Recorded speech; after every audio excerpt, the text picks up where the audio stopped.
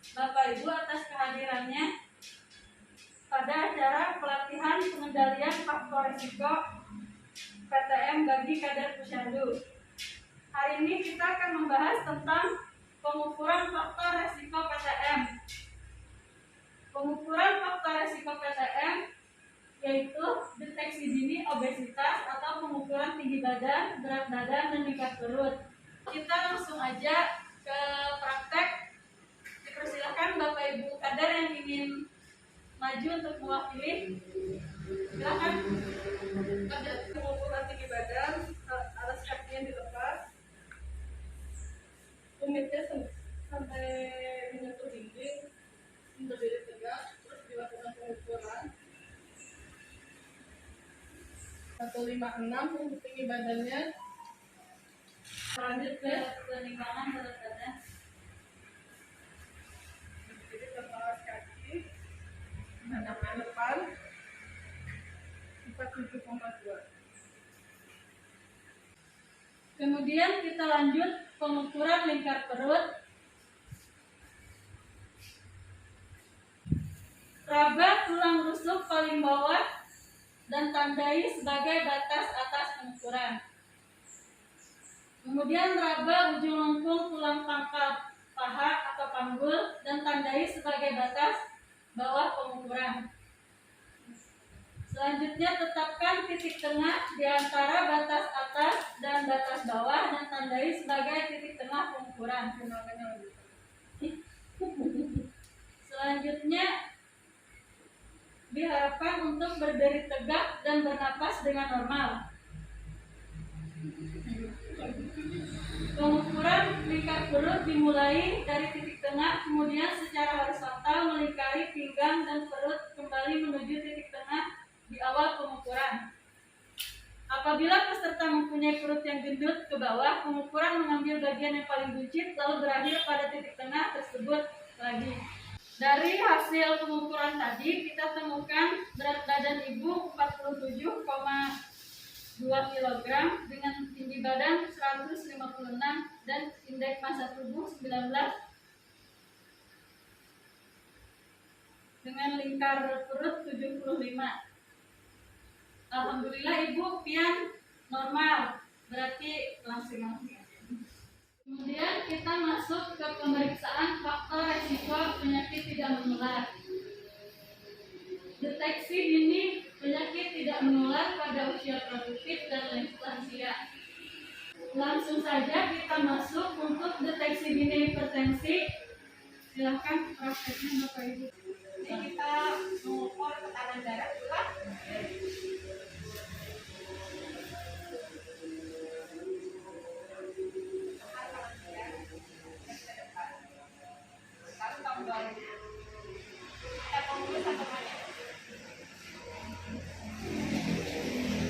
Tekanan darah ibu 113/75, detak jantung ibu 82. Berarti tekanan darah ibu masih normal. Selanjutnya yang kedua kita masuk ke deteksi dini diabetes atau pemeriksaan kadar gula darah. Selanjutnya langsung aja kita praktekkan bagaimana pemeriksaannya.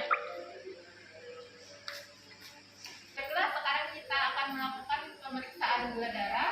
Alat yang disiapkan yaitu alat pemeriksaan gula darah, stik pemeriksaan gula darah, autolancet, lancet, alkohol swab, tisu kering. Yang pertama kita cocokkan dulu kode stiknya. Kemudian masukkan stripnya sampai gambarnya muncul.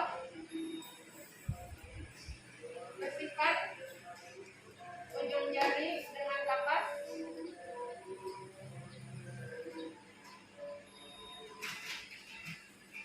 Terus kita tutup ujung jarinya.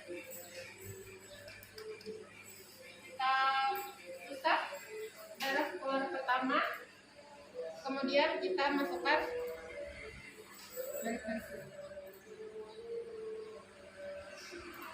kita tunggu hasil. 19. Jadi itu kayak produk normal itu Bu. Jadi gula darah ibu normal. Selanjutnya kita masuk ke deteksi dini penyakit paru obstruksi kronis atau PPOK. Sasarannya juga sama, usia lebih dari 40 tahun yang mempunyai riwayat paparan asap rokok, polusi udara, lingkungan tempat kerja, serta mempunyai gejala dan keluhan batuk dan dahak, sesak napas, gejala berlangsung lama, ininya semakin memberat. Untuk metode deteksi dini ini menggunakan kuesioner PUMA yang terdiri dari 7 pertanyaan dan masing-masing jawaban. Dari pertanyaan memiliki skor yang akan diakumulasikan. Jika wawancara didapatkan skor melebihi dari 7, maka peserta dirujuk ke FKTP untuk melakukan pemeriksaan uji fungsi paru menggunakan spirometri untuk menegakkan diagnosis. Selanjutnya kita masuk ke alur deteksi dini PPOK di UKBM. Untuk target usianya yaitu lebih dari 40 tahun dan merokok. Misalnya pada saat wawancara dengan PUMA kita menemukan skor lebih dari 7, maka kita harus merujuk ke FKTP atau puskesmas untuk pemeriksaan spirometri.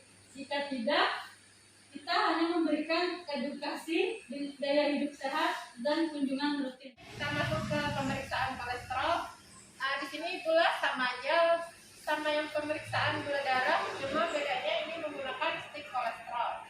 Alatnya sama, alat pemeriksaan gula darah, stik pemeriksaan kolesterol, autolancet, lancet, alkohol swab, sama isoperin.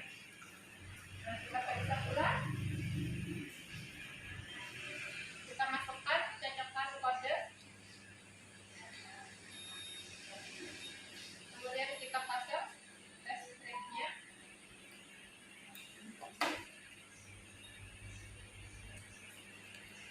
Kita usap jarinya,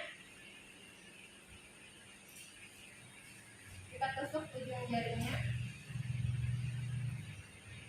kita usap jarak pertamanya, kemudian kita tempelkan ke alat pemeriksaan. Hasil pemeriksaan kolesterolnya 240, jadi kolesterol ibu tinggi pula. Kemudian kita masuk ke edukasi pencegahan dan pengendalian penyakit tidak menular. Pengendalian faktor risiko PTM dengan perilaku cerdik dan patuh. Mari menuju masa muda sehat hari tua nikmat dengan perilaku cerdik.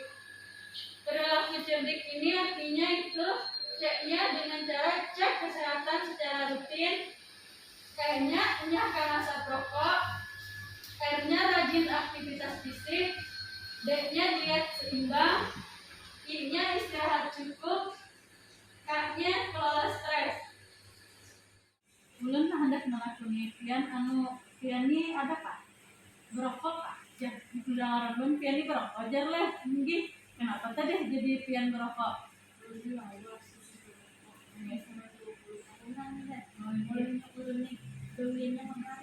mulai umur berapa yuk pian tuh yuk 20 nih berapa sih umur pian 45 tahun 45 tahun lah tahu lah pian efek dampak dari merokok itu apa ulun jelaskan nih lah apa dari efek merokok tuh bahaya nih pian paru-paru pian bisa merusak paru-paru pian timbul kena pian ada radang paru-paru dia pian tadi rasa susah pada itu ini paru-paru pian terganggu nih ini kalau kawa tuh dikurangi merokokan kalau kawa misalnya pian ganti kah yang lain kita ambil gulaan kah adalah sudah dirasai kawai lah nih misalnya pian mengurangi keto kalau misalnya pian hendak anak ampis pelajaran adalah niatan keto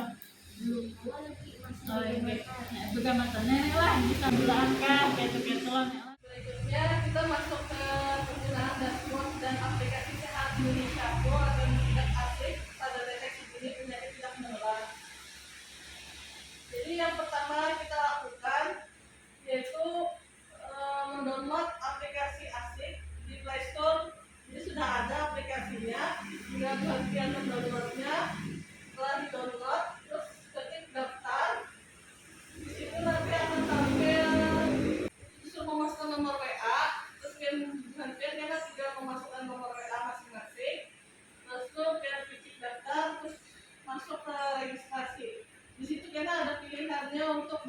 lakukan yaitu other.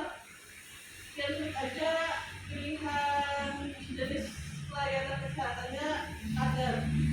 Setelah itu lanjutkan ke berikutnya yang isi data diri Pian. Di situ ada nick, nama lengkap dan seterusnya. Itu Pian sudah terdaftar di aplikasi asik. Setelah registrasi selesai, Pian kembali ke awal aplikasi asik tadi, terus masuk ke aplikasinya setelah registrasi tadi. Kemudian setelah Pian masuk ke aplikasi tadi, karena Pian ada dikirimi ke Menkes nomor OTP-nya, tinggal Pian masukkan aja. Kemudian Pian sudah terdaftar di aplikasi asiknya. Jadi mohon Pian kawan melakukan screening PTM di aplikasi asiknya. Nah, apabila sudah selesai di sini, Pian bisa melakukan screening PTM, maka klik di screening PTM di aplikasinya itu. Kemudian yang langkah pertama yang dilakukan setelah melakukan mengklik aplikasi screening PTM tadi itu, kita mengisi data pasien yang kita periksa tadi itu. Nah, di sini pertama kita lakukan yaitu tanggal melakukan posbindu. Tanggal berapa kita lakukan, terus itu puskesmasnya sudah ada di situ. Terus itu kita masukkan list pasiennya. Karena ini biasanya sudah terlink di data di Dukcapil, biasanya ada langsung keluar data pasiennya, nama sama tanggal lahirnya. Kemudian